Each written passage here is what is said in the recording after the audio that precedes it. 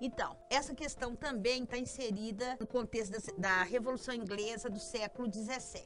É uma questão que fala do contexto, vamos dizer assim, do ambiente que levou à Revolução. Então, aqui está dizendo no enunciado, no finalzinho do texto do Rio, diz: na Inglaterra, as décadas revolucionárias deram ampla difusão ao que praticamente constituía uma profissão nova do profeta, quer na qualidade de intérprete dos astros, ou dos mitos populares tradicionais, ou ainda da Bíblia. Então, o enunciado pede o seguinte: o texto se refere ao ambiente político e religioso da Inglaterra no século XVII.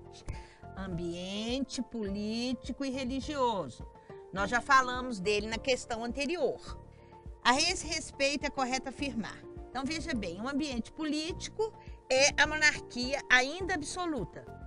E o ambiente religioso é essa disputa religiosa entre nobres anglicanos e burgueses puritanos. Então, já foi explicado na questão anterior. Então, vamos ver a opção A.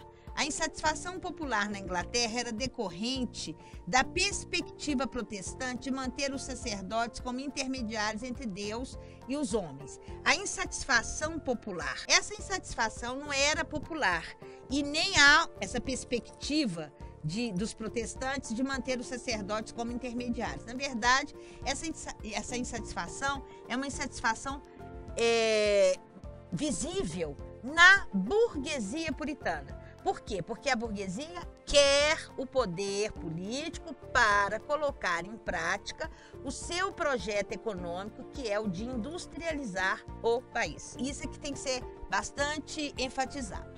Na letra B, os revolucionários basearam-se em princípios estritamente racionais e científicos, em uma nítida ruptura com as crenças e o profetismo na época. Os revolucionários não usaram esse artifício.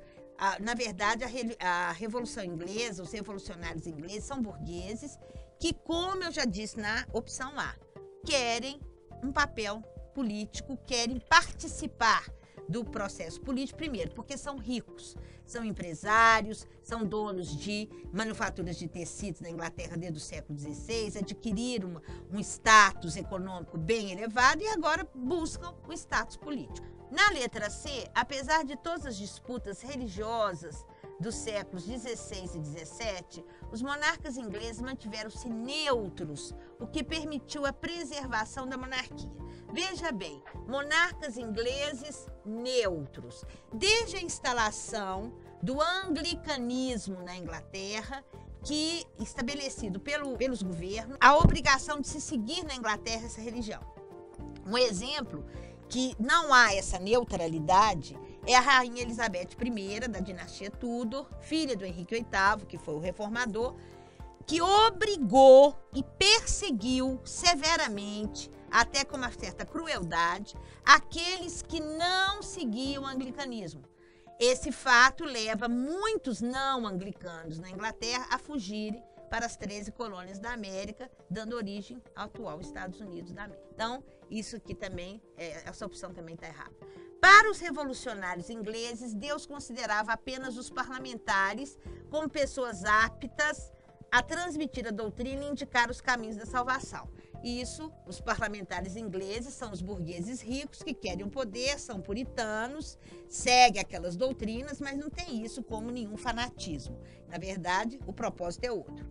E a letra E, que é o nosso gabarito, correto, a movimentação revolucionária esteve vinculada aos conflitos religiosos, esses conflitos religiosos chamando a atenção que é entre anglicanos versus puritanos. Então, lembrando sempre que os anglicanos, os nobres, a nobreza, e os puritanos, a burguesia.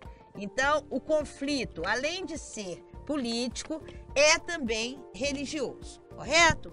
Então, a movimentação revolucionária esteve vinculada aos conflitos religiosos decorrentes da chamada Reforma Protestante, iniciada no século XVI.